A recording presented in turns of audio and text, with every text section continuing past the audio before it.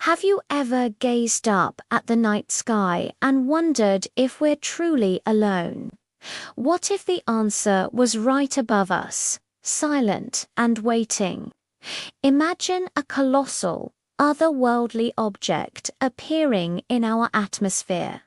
It's not hostile, not aggressive. It simply arrives. After weeks of observation, global governments receive a message. Not a threat, but an invitation. Come, see, understand. A select group of brave individuals, scientists, astronauts, and visionaries is chosen to make first contact. They're our best and brightest, stepping onto an alien vessel for the first time in human history. The ship's interior is a marvel beyond human comprehension.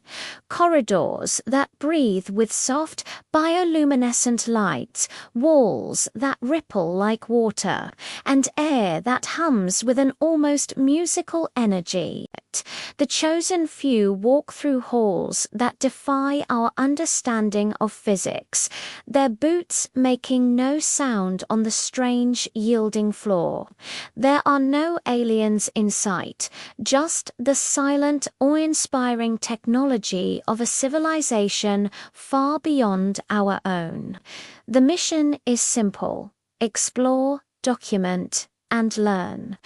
But what they don't know is that the ship itself is learning about them, too. In the first few days, the changes are subtle, almost unnoticeable. One of the botanists, a woman named Dr. Aris Thorne, notes a strange, sweet taste to the recycled water. A geologist, Ben Carter, finds his chronic back pain has vanished. They attribute these small anomalies to the ship's advanced environment. The air is purer, the gravity slightly different. It's easy to explain away. They're so engrossed in their work, cataloging alien flora in zero-gravity gardens, and deciphering star charts that span entire galaxies, that they don't see the bigger picture. They feel healthier, more energetic than ever before. It feels like a gift. The first visible sign appears on day 12. Lena, the communications specialist, is brushing her hair when she notices a faint, iridescent sheen to her skin, like mother-of pearl. She shows the mission commander, who dismisses it as a trick of the ship's unique lighting. But soon others see it too. A shimmer on their arms in certain lights, a soft glow that seems to emanate from within. Panic hasn't set in yet, just a growing unease. They run medical diagnostics, but the ship's equipment is all they have, and it shows them as being in perfect health, better than perfect, in fact. Then their diets begin to change. The nutrient paste they brought from Earth starts to taste bland, like cardboard. They find themselves drawn to strange, gelatinous spheres that grow on crystalline trees in the ship's arboretum. At first, they analyze them cautiously. The spheres are packed with unfamiliar proteins and complex sugars, but they're undeniably nutritious. The first person to try one describes the taste as something you don't just taste, but feel a wave of pure energy and contentment. Soon, the entire crew abandons their Earth food, subsisting entirely on the ship's bounty. They feel stronger, their minds sharper. The ship is providing for them. By the 1-month mark, the physical changes are undeniable. The pearlescent sheen on their skin is now a permanent fixture, shimmering with hues of blue and violet. Their features begin to soften, losing their sharp human angles. Eyes become larger, more luminous, reflecting the ship's soft light. Ben Carter, the geologist, is the first to notice his fingers are elongating, the joints becoming more flexible. He can now interface with the ship's crystalline control panels just by touching them, information flowing directly into his mind. It's terrifying, but also exhilarating. He's becoming part of this incredible place. The mental shift is just as profound as the physical one. They start communicating less with words and more through shared feelings and intentions. Lena finds she can hear the ship's low hum as a form of language, understanding its functions and its history.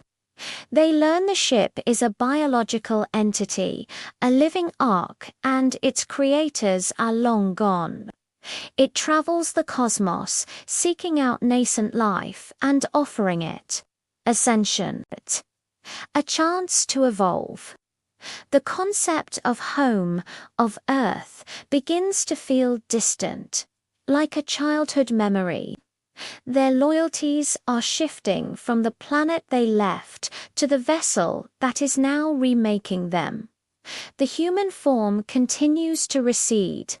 Hair falls out, replaced by delicate, light-sensitive filaments that drift in the ship's gentle atmosphere.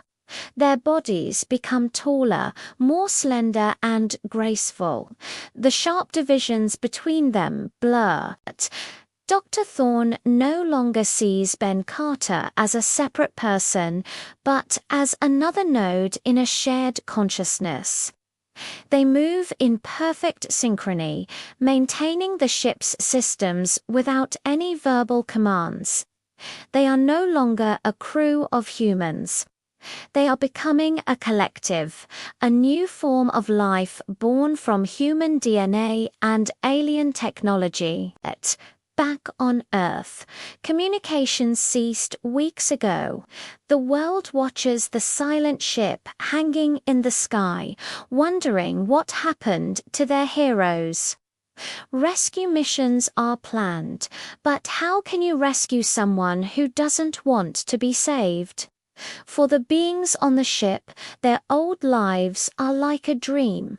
They remember families, sunlight, and rain, but these memories lack emotional weight. Their reality is the glowing corridors, the humming consciousness of the ship, and the shared existence with their new family.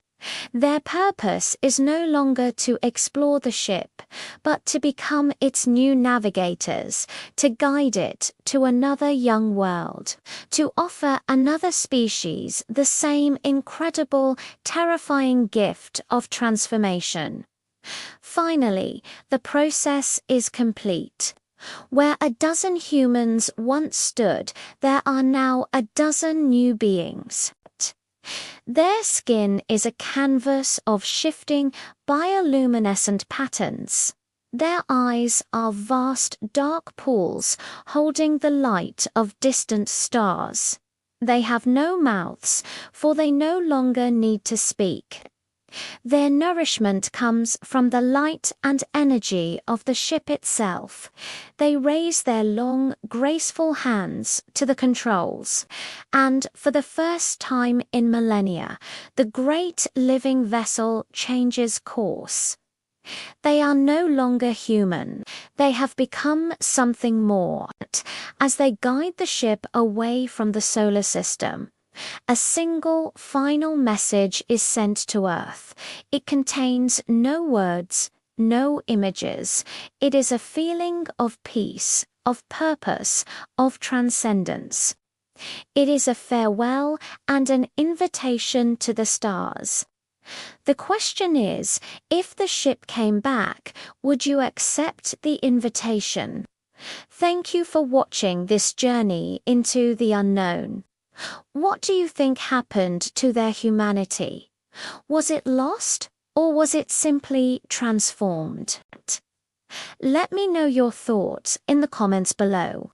And if you enjoy exploring these mind-bending concepts, make sure to subscribe and hit the bell icon so you don't miss our next deep dive.